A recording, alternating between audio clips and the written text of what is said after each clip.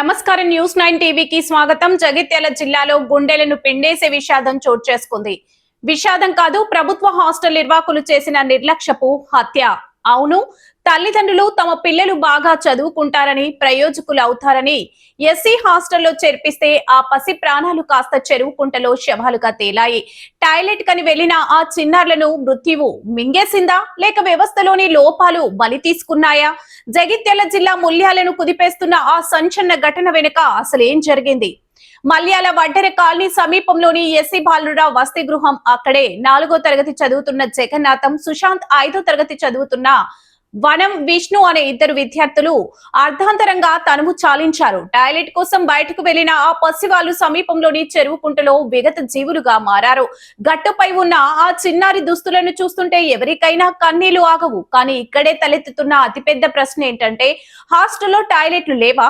చిన్నపిల్లలు బయట చెరువు దగ్గరికి వెళ్తుంటే వార్డెన్లు, సిబ్బంది గాఢ నిద్రలో ఉన్నారా? ఇదెక్కడి ఘోరం!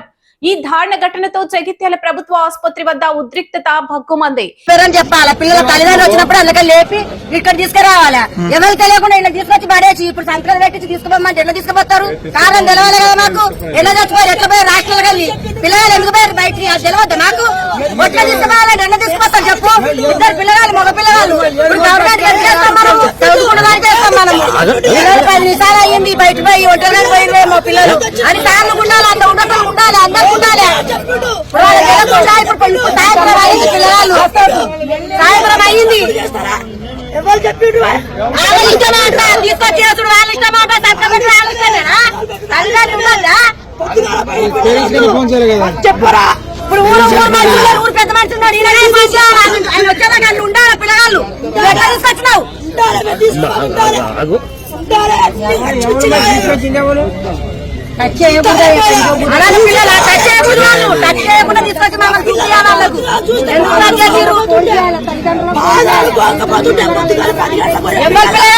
తప్పది. తల్లిదండ్రులు కానీ పక్కన ఊళ్ళో పెద్ద మనిషి కానీ ఫోన్ చేయాలి, తప్పది. బిడ్డల మృతదేహాలను చూసి ఆ తల్లిదండ్రుల గుండెలు పగిలేలా రోధిస్తున్నారు.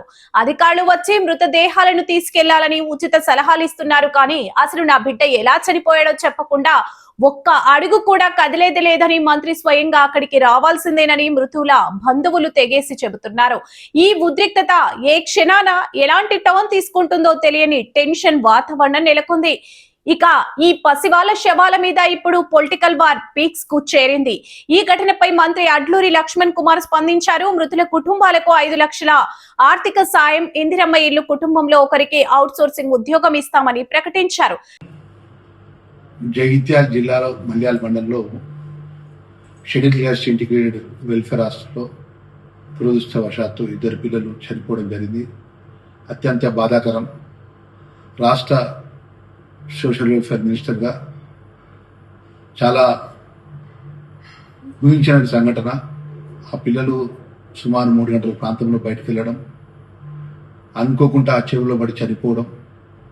ఆ చనిపోయిన విషయంలో కూడా ఆ కుటుంబానికి నిజంగా తీరని లోటు. ఆ కుటుంబ సభ్యుల తల్లిదండ్రులకు కానీ, ఆ కుటుంబ సభ్యులకు కానీ మేము మనస్ఫూర్తిగా మేము అది ఏదైతే జరగనటువంటి సంఘటన విషయంలో కూడా చింతిస్తూ అన్ని విధాలు కూడా మేము ఊహించలేదు. అసలు ఆ పిల్లలు అనుకోకుండా సాయంత్రం బయటకు వెళ్ళడం, ఆ చెరువు కుంటలో పడడం, చనిపోవడం, శవాలుగా మారడం అనేది అత్యంత దురదృష్టకరం. మరి అన్ని విధాలు కూడా ఆ కుటుంబాలకు రాష్ట్ర ప్రభుత్వం అండగా ఉంటుంది.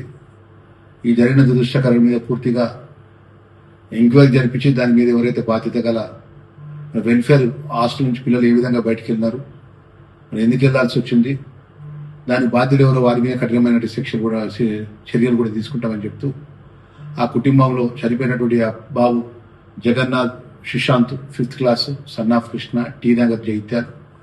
రెండో బాబు Vanam, Vishnu, son of Ramulu, 5th class, Martad village, Nizamabad. 2 పిల్లలు షెడ్యూల్ క్యాస్ట్ వెల్ఫేర్ ఇంటిగ్రేటెడ్ స్కూల్లో చదువుకుంటూ ఆ హాస్టల్లో వండుకుంటూ బయటికి స్కూల్కి వెళ్ళేటువంటి నేపథ్యంలో ఈ జరిగినటువంటి సంఘటన విషయంలో నిజంగా మన ఎస్సీ హాస్టల్లో జరుపుకున్న పిల్లలు ఈ విధంగా జరగడం, ఏదైతే సంఘటన మీద అత్యంత చాలా బాధాకరంతో మేము మాట్లాడుతూ ఆ కుటుంబానికి ఎవరైతే సుశాంత్ కుటుంబానికి సుమారు రాష్ట్ర ప్రభుత్వం ద్వారా 5 లక్షల రూపాయలు ఎక్స్గ్రేషియా, టీ నగర్ లో ఉన్నటువంటి నాచుపల్లి కాడ ఉన్నటువంటి 2 BHK డబుల్ బెడ్రూమ్, ఆ కుటుంబంలో ఎవరైతే అర్హత ఉంటే వారికి అవుట్ సోర్సింగ్ ద్వారా ఉద్యోగం ఇచ్చడానికి మన రాష్ట్ర ప్రభుత్వం ద్వారా నేను వారికి మనవి చేస్తూ, అదేవిధంగా వరుణ్ విష్ణు అని ఆ కుటుంబానికి కూడా రాష్ట్ర ప్రభుత్వం ద్వారా 5 లక్షల రూపాయల ఎక్స్గ్రేషియా మరియు అవుట్ సోర్సింగ్ ద్వారా ఒక ఉద్యోగం అక్కడ అందుబాటులో వారి గ్రామంలో ఇందిరమ్మ ఇల్లు కూడా కేటాయించే విధంగా రాష్ట్ర ప్రభుత్వం ద్వారా మంత్రిగా నేను వేరే రాష్ట్రంలో అందుబాటులో లేని వేరే రాష్ట్రంలో ఉన్నాను కాబట్టి నేను వచ్చిన వెంటనే ఆ కుటుంబాల ఇంటికి వెళ్ళి వాళ్ళని పరామర్శించి నేను అన్ని విధాల కుటుంబానికి అండగా ఉండే విధంగా ప్రభుత్వం తరఫున మేము మా యొక్క ఏదైతే ప్రభుత్వం తరఫున వాళ్ళకి రావాల్సినటువంటి అన్ని విధాలు కూడా అండగా ఉంటామనే విషయాన్ని కూడా తెలియజేసుకుంటూ మరొకసారి కుటుంబ సభ్యుల చేతులు జోడించి నమస్కరించి నేను మనవి చేస్తున్నాను. కానీ ఇక్కడ ప్రతిపక్షం ఫైర్ అవుతుంది. చొప్పదండి మాజీ ఎమ్మెల్యే సుంకే రవిశంకర్ ఎంట్రీతో సీన్ పూర్తిగా మారిపోయింది. 5 లక్షల రూపాయలు ఇచ్చి చేతులు దులుపుకుంటారా? పేదవాడి ప్రాణానికి మీరిచ్చే విలువ ఇంతేనా? ప్రతి కుటుంబానికి 50 లక్షల రూపాయల పరిహారం ఇవ్వాల్సిందే అంటూ మాజీ ఎమ్మెల్యే ప్రభుత్వానికి అల్టిమేటం జారీ చేశారు. దీంతో ఇప్పుడు 5 లక్షలు వర్సెస్ 50 లక్షలు అనే వివాదం రాజుకుంది. పరిహారం ప్రకటనలతో ప్రభుత్వ పెద్దలు ప్రతిపక్ష నేత రాజకీయాలు చేస్తున్నారు. కానీ ఆ తల్లుల గర్భ శోకాన్ని ఎవరు తీరుస్తారు? అసలు ఆ చెరువు కుంట దగ్గర ఏం జరిగింది? ఈ నిర్లక్ష్యపు మరణాలకు బాధ్యులెవరు? వాళ్ళను కటకటాల వెనక్కి నెట్టి దమ్ము ఈ ప్రభుత్వానికి ఉందా? సమగ్ర విచారణ జరిగే వరకు నిజాలు దాగవు, కానీ ఆ పసివాళ్ల ప్రాణాలు మాత్రం తిరిగి రావు.